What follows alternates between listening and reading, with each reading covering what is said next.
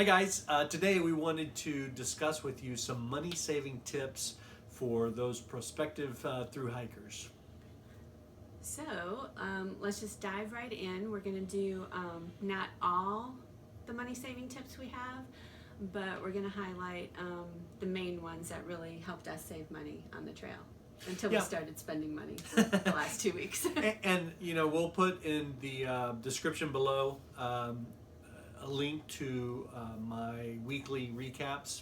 If you haven't seen those yet and you really want to see what we spend per week, what we spent per week on our thru hike, it breaks it down by accommodation and food and resupply and all that stuff, and we did that weekly. Yep. So let's dive into number one. Our first tip is to use your ATM card at the grocery store. So when you pay for your groceries or your resupply, to at the end take out money at that time from the clerk instead of at an ATM, because that saves money. There's no ATM fee.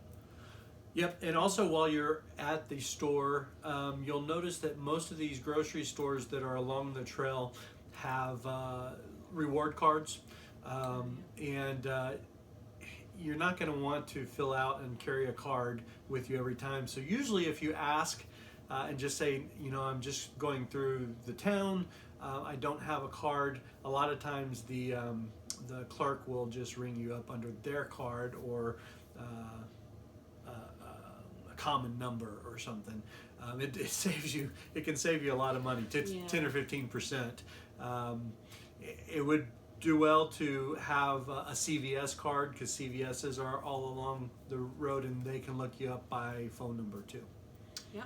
And the other, what was the other big grocery store chain? Ingles. Ingles, yes. I think they had a card too, but we were lucky every time, and the clerk just used their general card to give us their discounts and savings. Right.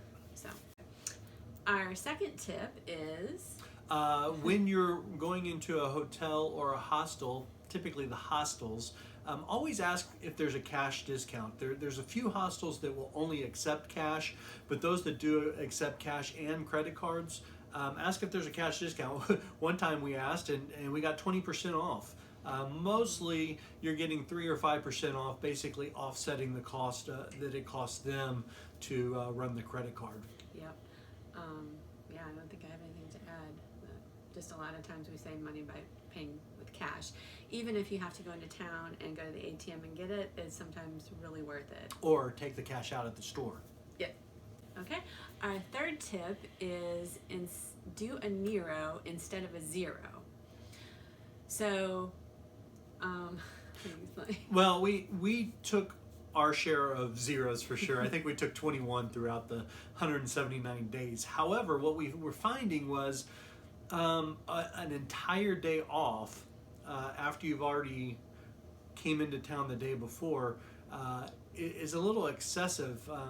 We found that if we would set ourselves up for, let's say, under a 10-mile day, by midway we were calling under 10 miles as a Nero, we would have plenty of time, because we'd hit town before noon. We'd have plenty of time to get checked in early, do our laundry, get a shower, go out to lunch, then go out to dinner, and then hang out at night. And it's like you have a full day available. It really was. It seemed very excessive if we were then to take the following day off and have all day, unless it was raining. Then I didn't mind taking off that day. Yeah, and the main thing you save is by doing a Nero, you only have one night to pay for. If you do a zero, you have 2 nights stay to pay for. So that was the biggest thing, plus meals out. You're going to obviously have more meals out if you're doing a zero instead of a Nero.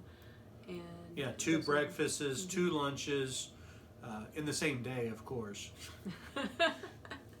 While we're talking about accommodations, you know, spending time in town really is where you're going to spend the money. So if you can minimize the amount of money you spend in town, you win.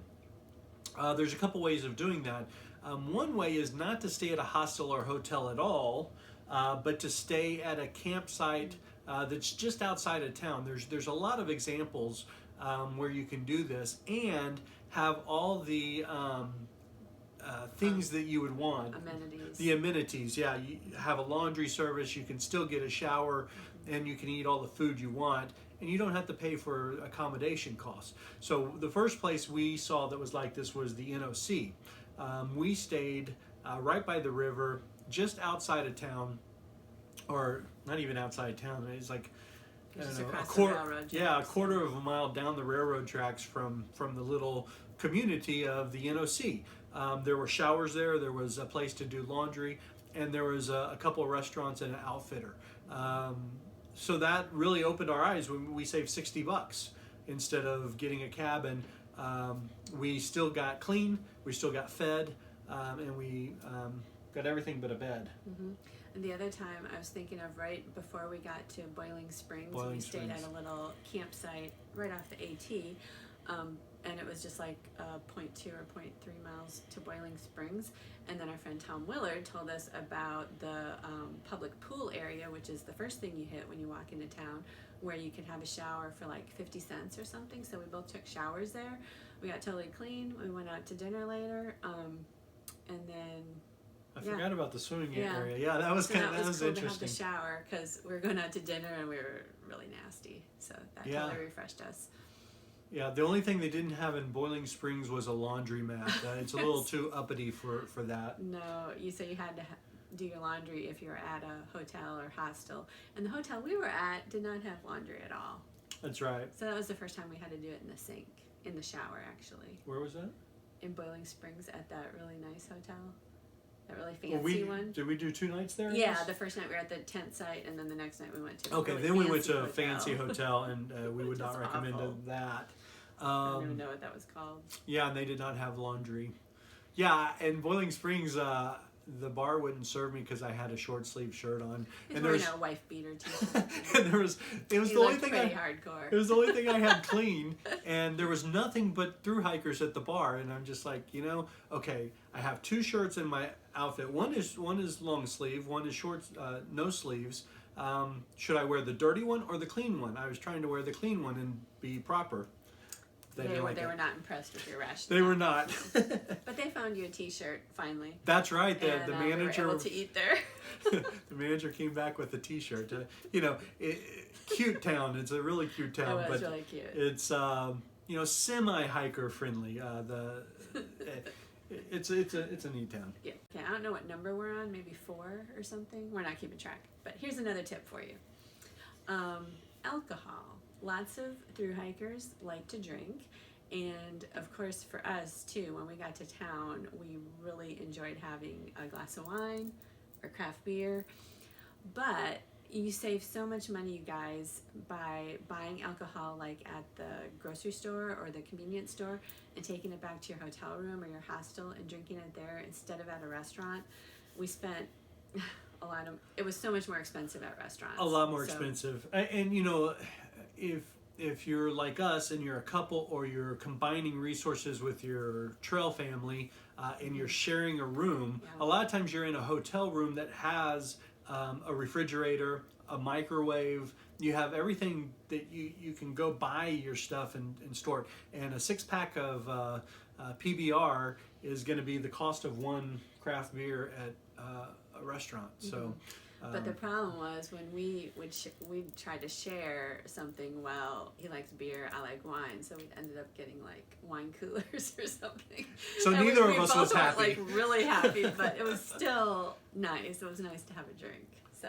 But yeah, it's so much cheaper. The thing is, it's so much cheaper than even if you're buying craft beer and you're paying $8 or $9 a 6-pack. That's 6-pack versus 2 at the restaurant.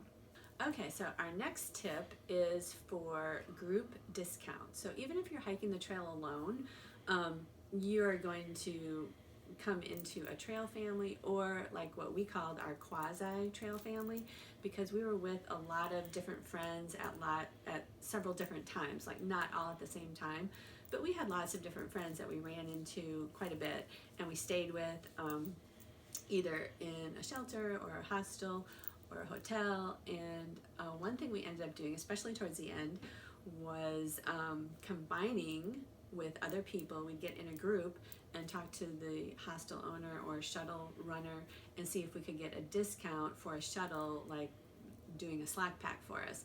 And almost always the shuttles would do group discounts. Yep, absolutely. And that's true for, well, another side tip is you want to minimize your shuttles anyway. So hitchhike or just walk into town if you can, because shuttles, man, they can really add up. And Slack packing shuttles can be very expensive depending on how far they're driving you up the trail for you to walk back. And when you can split that cost with 3 or 4 other people, it's ideal. Yep. And also for hotel rooms, of course, you can usually fit 4 hikers into a hotel room. They'll have 2 double beds, so 4 hikers for the price of a hotel room. Even if sometimes they'll charge additional for like the 3rd person or the 4th person, it's still cheaper than staying at a hostel and buying 1 bed per person. Yep. So that's another huge way to save money. And Thru-Hikers all the time go into groups in hotel rooms. I mean, you might think that sounds really weird, but hikers do it all the time. So. And you know, Jen and I are both a little bit introverted, and we make friends slowly, but usually we make very lasting relationships. However, we connected with a couple solely for the purpose of getting a cabin in Neal Gap. And you know, the hostel, which didn't have laundry at the time, was $25 a person, so $50. And we got, for $60, we got a 2-bedroom, 2-bath cabin, or 1-bath cabin. And so we had our space. They did our laundry for us. Really nice. So it was basically the same amount of money. So these are just some ideas. We're actually in the process of writing a book about tips on the trail, and for Thru-Hikers, yeah. And one of the chapters is going to be how to save money, and we're going to take these items and really expand upon them. And then there's a bunch more. Tips, and we weren't like the role models for saving money on the trail. We had a pretty. We budgeted for the type of trip we wanted, and so we had money to spend. But there's a lot of people out there who are trying to do the trail on a very tight budget. Some of these tips will help you. And read our book once we get it out. We'll post it to this video once we do. And you know, one last thing I want to say. I've seen somewhere on a video, I believe, where someone says a strategy for saving money is resupplying through hiker boxes. That really kind of defeats. It's kind of like the person who takes all the change out of the change at the grocery store. When you're supposed to, you know, leave a couple pennies when you have extra, and take a couple pennies when you need them. The hiker boxes aren't for just taking; they're for redistributing. You leave something and then you take something when you need it. It's not a resupply strategy, in my opinion. And you can't rely on that at all. I mean, you might get a few certain food groups, but you're not going to be able to get everything you need to eat on the trail. So you can't rely on that. There's no way. And plus, most of the food in there is half-eaten and in Ziploc bags, and I wouldn't trust it. And you don't even know how long it's been there or when it expires or anything. So, yeah. Well, that's my opinion for the day. Okay. Okay, see y'all later. Bye. Okay. Start talking. Hey guys,